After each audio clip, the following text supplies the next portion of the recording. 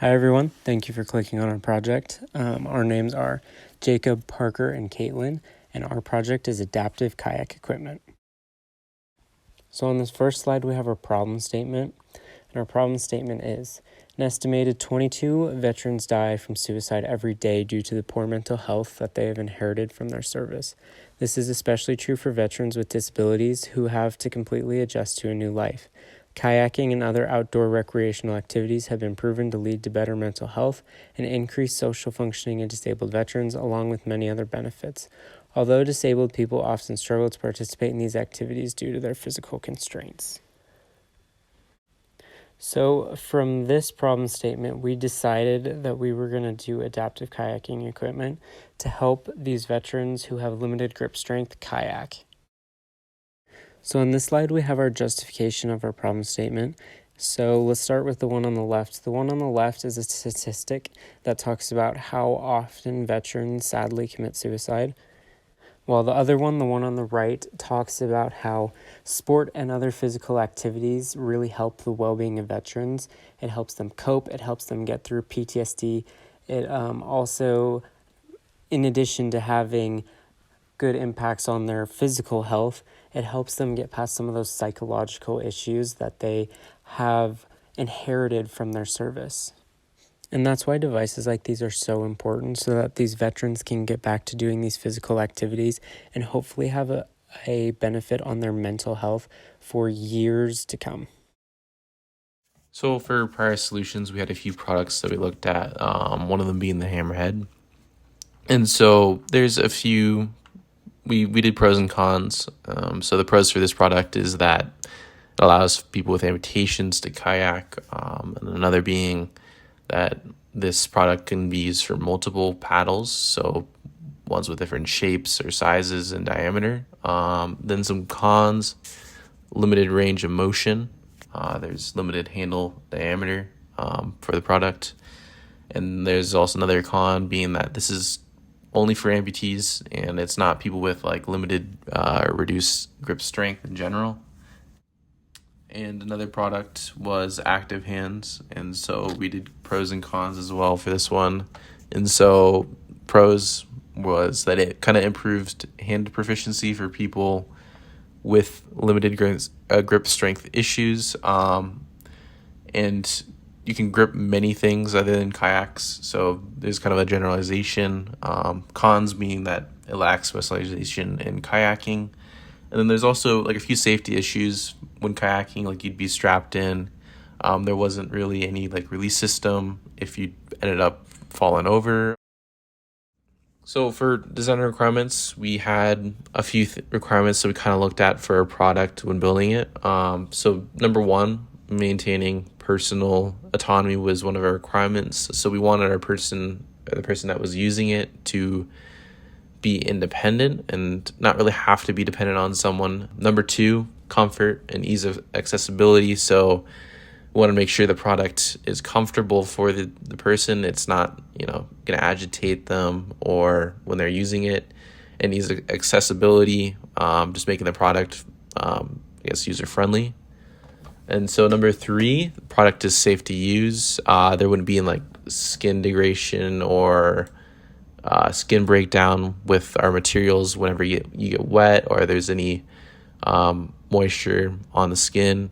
So then number four, product can get wet. We want to make sure, obviously, because our product has to do with kayaking, that it doesn't get wet and it doesn't lose its functionality in the water, or just when it gets wet.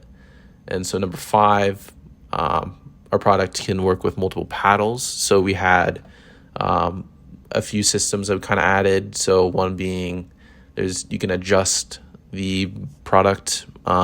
So whether your hand is bigger or the paddle is a lot bigger in diameter, you can kind of adjust it to allow that flexibility. Then we have another requirement, which was affordability. So we didn't want our costs to kind of be the limiting factor when it comes to the product, because this is for veterans. And so making sure that it's affordable just for people who want to use it was important for our prototype. And another was allowing flexibility when it comes to community engagement. So we want people to be able to be involved, not for there to be necessarily any limiting factors with the product. So our prototype is a wrist brace, which has a strap that goes over the hand of the wearer while they're holding onto the paddle, and it connects on the underside of the arm or wrist and using a magnet so that if the wearer were to fall off, it could detach and they wouldn't be stuck with this paddle attached to their hand. Our design also has a leash so that if something were to happen and the magnet were to come undone and the wearer were to drop the paddle wouldn't go very far because you can connect it to a leash very easily. We also included neoprene gloves with our design, that way that the strap doesn't irritate the hand while the wearer is using it. For our testing procedures, we conducted 5 different tests to test our product. The first test, we took our product out to a body of water and kayaked around to see if the product was efficient in helping someone with weak grip strength paddle. It in fact did. Our second test was to see whether or not our product could withstand the average force of kayaking. It also did. Our third test was to see if our device was comfortable and didn't cause any irritation after wearing for an hour.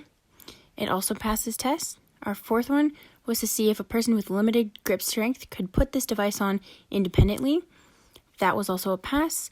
And our last test was to see if the device would detach while kayaking unless it required a situation that needed it to detach. That, in fact, worked as well. Our STEM principles are science. We will go through a series of tests designed to test the performance of our prototype. Technology. We will use technology to aid us in developing and testing our device. Engineering. We are following the engineering design process to design a product that will effectively fix the problem that is laid out previously. Art. The final design should be aesthetically pleasing to the eye, but not more noticeable than it needs to be and not drawing attention to it. Math.